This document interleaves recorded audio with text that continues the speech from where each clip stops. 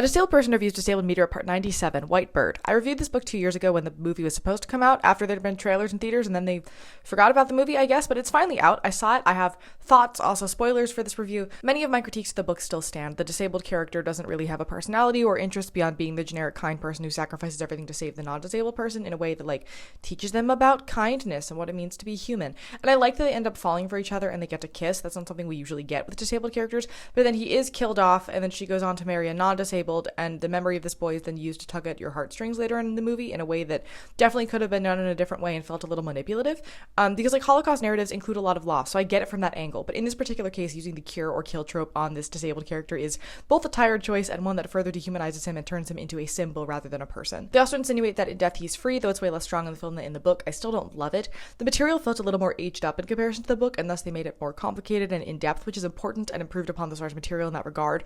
But the main messaging of the piece is functionally using a disabled character and a Holocaust narrative to teach people that kindness is important in a way that feels vicarious and derivative of both minority communities it's trying to represent, and very much oversimplifies different aspects of and mechanisms of oppression in, I don't want to say a dangerous way, but definitely a concerning way. And given that this is functionally the sequel to Wonder, a story that very much utilized disability in a cookie-cutter inspiration porn manner to teach people about what it means to be human in a way that caused a lot of harm to the disabled community, I'm even more concerned about the narratives continuing to be perpetuated in these stories. Yes, kindness is good. We should be choosing kindness, but we're trying to teach that message at what cost? And I'm going to be super real with you. This film is gorgeous. It's well written. The soundtrack and the acting and the editing are unbelievable, and it feels good on impact, albeit maybe a little sugar sweet. But the more that I think about what it's truly saying and doing after the fact, the more uncomfortable I feel about this as a piece and about the wider Wonder cinematic universe.